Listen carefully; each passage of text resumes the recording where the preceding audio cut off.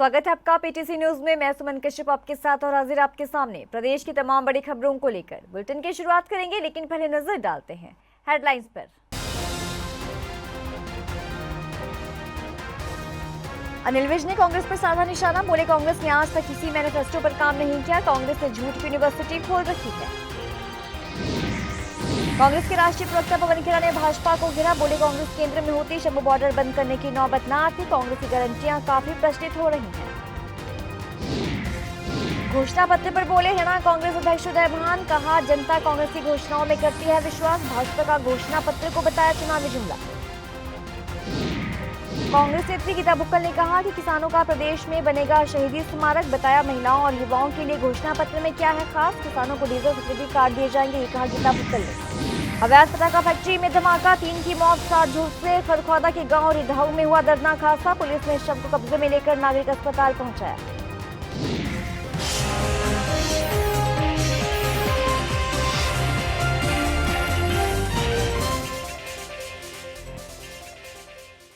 और अब खबरें विस्तार से। हरियाणा के पूर्व गृह मंत्री और भाजपा प्रत्याशी अनिल विज ने कहा कि कांग्रेस ने आज तक कभी भी किसी मैनिफेस्टो पर काम नहीं किया। हिमाचल का उदाहरण देख लो, कांग्रेस ने झूठ की यूनिवर्सिटी खोली है जहां पर झूठ की डिग्री दी जाती है। कांग्रेस का जब शासन रहा इन्होंने गुंडागर्दी की है और इनके नेता खुद बोल रहे हैं कि वे नौकरियां बेच रहे हैं। आगे कहा कि कांग्रेस में सीएम चेहरों को लेकर दौड़ लगी हुई है। सुनिए क्या कुछ कहा। झूठों का पुलंदा कांग्रेस ने आज तक कभी भी किसी मैनिफेस्टो पे काम नहीं किया।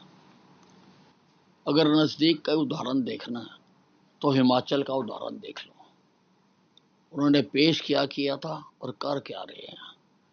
तनख्वाहें तक नहीं दे रहे कर्मचारियों को, कह रहे थे ओपीएस देंगे। ये तो झूठी पार्टी है। इन्होंने यूनिवर्सिटी बना रखी है, वहां पर झूठ की डिग्री करवाते हैं ये, और वो झूठ की डिग्री जिन्होंने कर रखी है वही इनके लीडर बनते हैं। ये देखिए, ये इनका कल्चर है।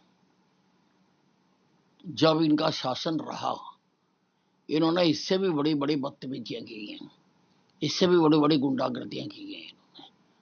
और ये बार बार इनका एक एक जो नेता है वो ये बोल रहे हैं कि भी नौकरियां बेची जाती है कांग्रेस के राज में। अब देखिए, पहले ये कहते थे कि हम किसी मुख्यमंत्री के चेहरे पर चुनाव नहीं लड़ेंगे। अब दौड़ लगी हुई है अपना अपना चेहरा आगे करने की। कभी शैलजा करती है, कभी दीपेंद्र हुड्डा करता है, कभी सुरजेवाला करता है और कभी बंदर सिंह हुड्डा करता है। कांग्रेस के राष्ट्रीय प्रवक्ता पवन खेड़ा ने प्रेस वार्ता कर इस दौरान उन्होंने ये कहा कि हमारी सरकार केंद्र में होती तो ये नौबत ही नहीं आती कि शंभू बॉर्डर बंद होता। आगे कहा कि हमने अपनी सरकार कैसे चलाई वो सबको पता है, सख्त नियम बनाए। अमित शाह के बयान पर भी उन्होंने पलटवार किया और कहा कि हमारी गारंटियां काफी प्रचलित हो चुकी हैं और अब जनता मन बना चुकी है कि हरियाणा में कांग्रेस की सरकार सत्ता में लानी है। हमारी गारंटीज बहुत प्रचलित हो रही हैं, प्रचार उनका अच्छा हो रहा है, लोगों को ये बात समझ में भी आ रही है। लोग चाहते हैं कांग्रेस जीते और 10 साल जो परेशान हुई हरियाणा के लोग, वो किसान हो, पहलवान हो, जवान हो, वो सब मन बना चुके हैं कि परिवर्तन लाना है। झूठ बोलते हैं, देश का गृह मंत्री झूठ बोले तो इससे ज्यादा शर्मनाक बात देश के लिए क्या हो सकती है। कहाँ गया एमएसपी का कानून? एमएसपी बनाने के लिए कानून का वादा किया था, 2 साल हो गए, कहाँ है पूछिए। कोर्ट का आदेश हुआ है एफआईआर करने के लिए, और ये एफआईआर सिर्फ निर्मला जी पर नहीं होनी चाहिए, भारतीय जनता पार्टी के अध्यक्ष पर होनी चाहिए, प्रधानमंत्री और गृह मंत्री पर होनी चाहिए। सर, जिस तरह से कांग्रेस के अंदर गुटबाजी कहीं कोई गुटबाजी नहीं है। घोषणा पत्र जारी होना था जिसमें सब अपने अपने इलाकों में अपने अपने कार्यक्रम के हिसाब से प्रचार कर रहे हैं, इसमें कोई गलत बात नहीं। हरियाणा कांग्रेस अध्यक्ष उदय भान ने कहा कि जनता कांग्रेस की घोषणाओं में विश्वास करती है, ना कि भाजपा की। जनता कहती है कि भाजपा का घोषणा पत्र चुनावी जुमला है, तो वहीं कांग्रेस नेत्री गीता भुक्कल ने कहा कि घोषणा पत्र में क्या कुछ खास है, इसको लेकर उन्होंने जानकारी साझी की। चलिए देखते हैं। देखिए, हमने हमारे हाथ बदलेगा हालात हरियाणा विधानसभा चुनाव 2024 के लिए घोषणा पत्र जारी किया है हरियाणा की महान जनता के लिए।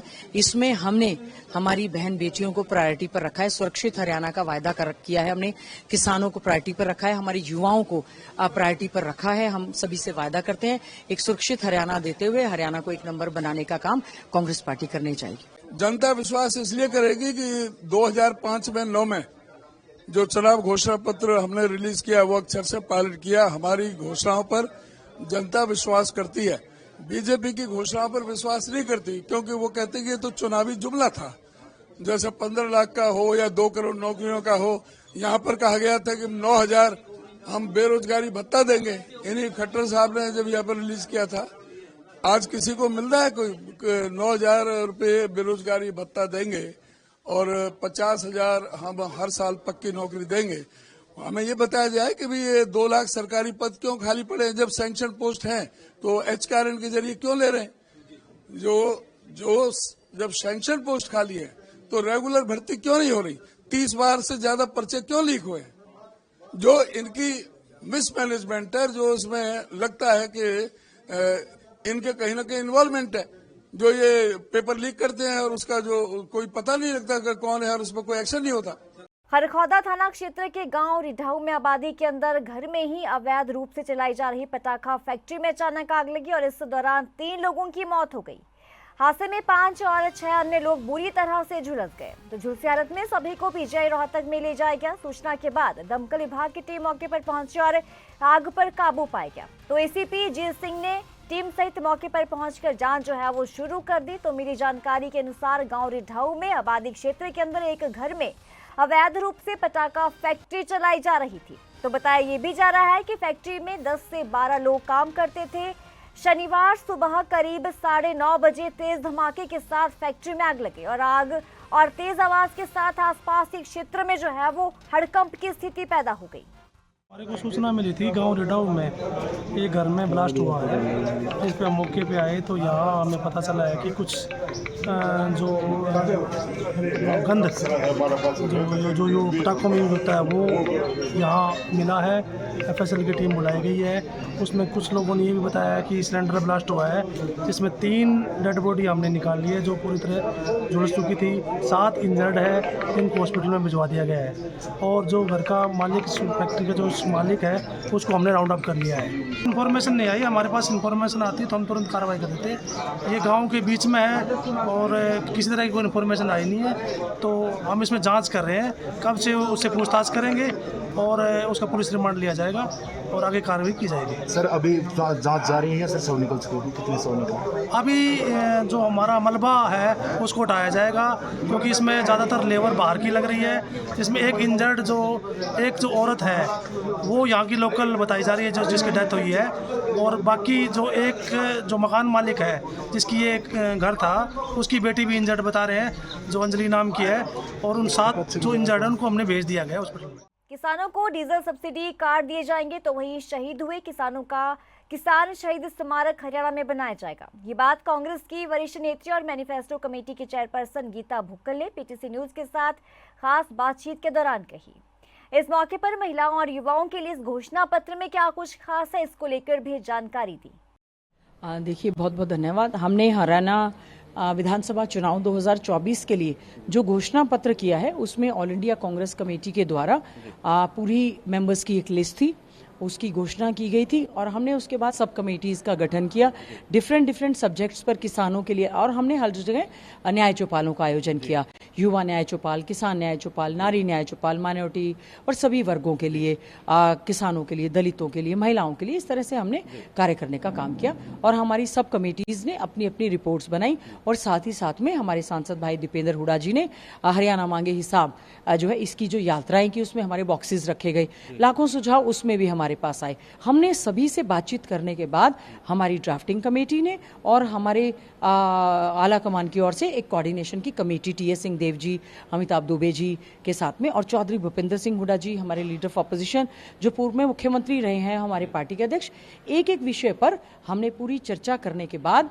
जनता का मैनिफेस्टो, जनता के लिए आज जो है उसको घोषणा करने का काम किया है। बिल्कुल मैम, 3 घोषणा करने से पहले मैं आपको क्लियर कर दूं, हमने हमारे राष्ट्रीय अध्यक्ष आदरणीय मल्लिकार्जुन खड़गे जी से भी वर्ड टू वर्ड उनसे पढ़ने के बाद, डिस्कस करने के बाद, फाइनेंशियल इम्प्लीकेशंस को देखने के बाद ही इसको जारी करने का काम किया है। जी बिल्कुल मैम, अगर बात करें हरियाणा की तो युवा, किसान और महिला किसानों के लिए आपने एक घोषणा करी है कि डीजल पर जो है सब्सिडी कार्ड जो है दिए जाएंगे, युवाओं को जो है रोजगार के अवसर ज़्यादा से ज़्यादा प्रदान किए जाएंगे, और वहीं महिलाओं के लिए 2,000 रुपये प्रति माह जो है एक सम्मान निधि के तहत उनको जो है एक पैसा दिया जाएगा। तो सब्सिडी किस तरह देने वाले हैं, किसानों को किस तरह इससे लाभ मिलेगा या राहत मिलेगी, इस पर थोड़ा सा आप बताएं। देखिए, जिस प्रकार से हमारे किसान संगठन लगातार मांग कर रहे हैं, एमएसपी की कानूनी गारंटी की बात करते हैं, मुआवजे की बात करते हैं, तो चौधरी भूपेंद्र सिंह हुड्डा जी, क्योंकि राष्ट्रीय स्तर का जो हमारा घोषणा पत्र बनता है उसमें भी उन्हीं की रिपोर्ट पर कार्य हुआ। विशेष तौर से उन्होंने ये तय किया, उन्होंने कहा है जो हमारे किसान हैं, खासतौर से जो छोटे किसान हैं, उनको चाहे जीरी की फसल की बात हो या कोई भी फसल के लिए बहुत ज़्यादा उनका डीजल लगता है, तो उनके लिए हम किसान का एक डीजल कार्ड करेंगे, सब्सिडाइज्ड रेट्स पर किसानों को डीजल देने का काम करेंगे, जिससे हमारे जो किसान हैं उनको इसका लाभ मिल पाए। और दूसरा, हमारे राष्ट्रीय अध्यक्ष हैं, उन्होंने भी घोषणा की है, चौधरी भूपेंद्र सिंह हुड्डा जी ने भी की, हमारे सांसद भाई दीपेंद्र हुड्डा जी ने, सभी कांग्रेस के नेताओं ने, कि 750 जो किसान हमारे शहीद हुए अपनी मांगों को लेकर दिल्ली के बॉर्डर्स पर गए, हम उनको शहीदी का दर्जा देंगे, उनके नाम से हम शहीद स्मारक बनाने का काम करेंगे। सिरसा में केंद्रीय मंत्री मनोहर लाल ने कहा कि केंद्र में जैसे नरेंद्र मोदी की तीसरी बार सरकार बनी है, वैसे ही हरियाणा में भाजपा की सरकार बनेगी। वहीं कांग्रेस पर भी केंद्रीय मंत्री ने जमकर निशाना साधा। आइए सुनते हैं क्या कुछ कहा। मैंने अपना दायित्व निभाया है और समाज को अपील की है कि इनको जिताएंगे। निश्चित रूप से सरकार की भागीदारी भी के साथ यहाँ की होगी। इस इलाके में पहले भी जब ये विधायक रहे हैं तो उन्होंने भरपूर काम किए हैं, क्योंकि मैं तो स्वयं मुख्यमंत्री होने के नाते ये सब जानता हूँ। आगे भी अब ये अगर विधायक बनते हैं तो हमारे मुख्यमंत्री नायब सिंह जी सैनी फिर से इनके बताए हुए सब कामों को करेंगे। एक बात विश्वास मैं आपको दिलाना चाहता हूँ कि हरियाणा में इस बार एक रिकॉर्ड बनने वाला है, भारतीय जनता पार्टी के नेतृत्व में तीसरी बार सरकार, क्योंकि आज तक लगातार तीसरी बार सरकार हरियाणा में किसी की नहीं बनी। केंद्र में जैसे मोदी जी की तीसरी बार सरकार बनी है, इसी प्रकार से हरियाणा में भी तीसरी बार सरकार बनेगी। कि इस बात को लगातार कहते रहें, लेकिन मेरी जानकारी के हिसाब से अब वो ये कहना छोड़ गए हैं। उनको पता है कि इस पोर्टल के जितने लाभ जनता को हुए हैं, अगर मैं पोर्टल खत्म करने की बात करूंगा तो निश्चित रूप से जनता उनको खत्म करने की सोचेगी, पोर्टल खत्म नहीं होना चाहिए। परिवारवाद की राजनीति जो पहले चल रही थी वही कांग्रेस के घर में आज भी चल रही है। उनको परिवार के बाहर का कोई व्यक्ति कभी भी बर्दाश्त नहीं होता है, और कभी कभी तो परिवार में भी दुविधाएं क्या हो जाती हैं। चाहे दिल्ली में अब ये पता नहीं कि वो क्लेम राहुल गांधी जी का चलेगा कि सोनिया गांधी का चलेगा कि प्रियंका गांधी का चलेगा। सो ही अंदर की बात तो ये है कि यहाँ भी बापू बेटे के झगड़े शुरू हो गए हैं। बापू कहता है कि मैं मुख्यमंत्री बनूंगा, बेटा कहता है मैं बनूंगा। बाहर के आदमी तो बर्दाश्त करने का विषय ही नहीं। कांग्रेस नेत्री कुमारी शैलजा ने कहा कि पूरे हरियाणा में माहौल भाजपा के खिलाफ और कांग्रेस के पक्ष में है। लोगों का रुझान हम देख रहे हैं।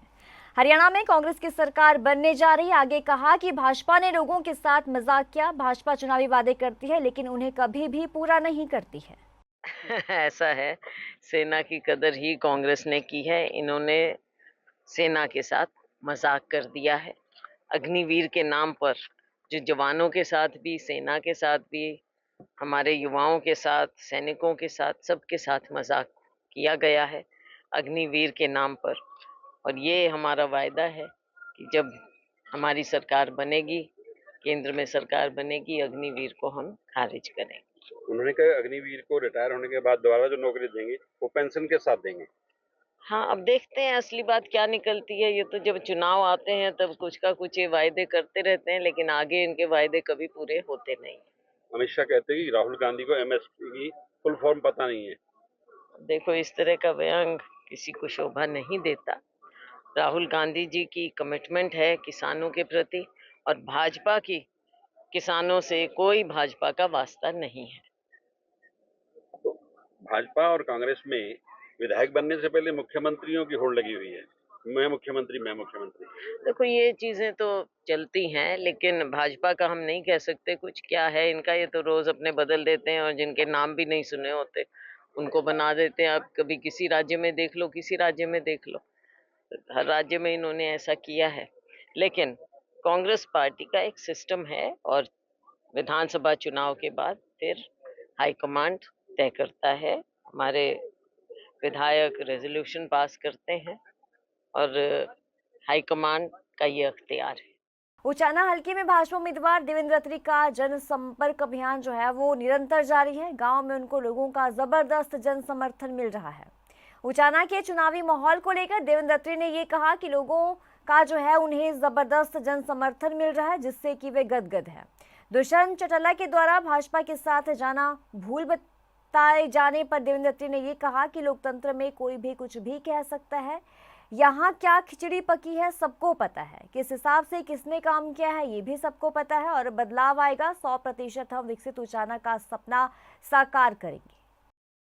देखिए, लोकतंत्र है, कोई भी कुछ कह सकता है, और यहाँ क्या खिचड़ी पकी सबको पता है। यहाँ किस हिसाब से किसने काम किया हर व्यक्ति जानता है।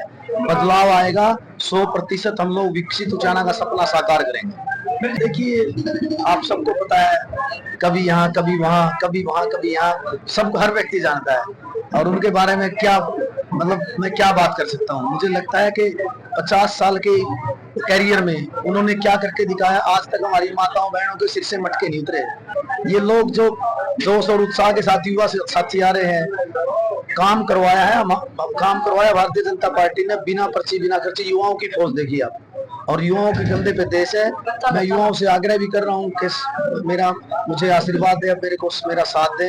हम लोग विकसित उचाना का सपना साकार करेंगे। जीत को लेकर काफी आश्वस्त नजर आ रहे हैं। बिल्कुल, मैं तो शुरू से कह रहा हूँ आप लोगों के, हमने जो मेरे पिताजी ने जो 40 साल लगाए हैं यहाँ, सब लोगों से जैसे सामाजिक संबंध भी रहे हैं, राजनीतिक संबंध भी रहे। पिछले 13 साल से मेरे से भी जो बन पाता मैं करता हूँ। हम लोग आश्वस्त है, जनता के आशीर्वाद से आश्वस्त है कि हम लोग यहाँ से कमल का फूल जाने लगे। ये थी अब तक की खास खबरों की ज्यादा अपडेट के लिए आप जुड़े रहिए पीटीसी न्यूज के साथ।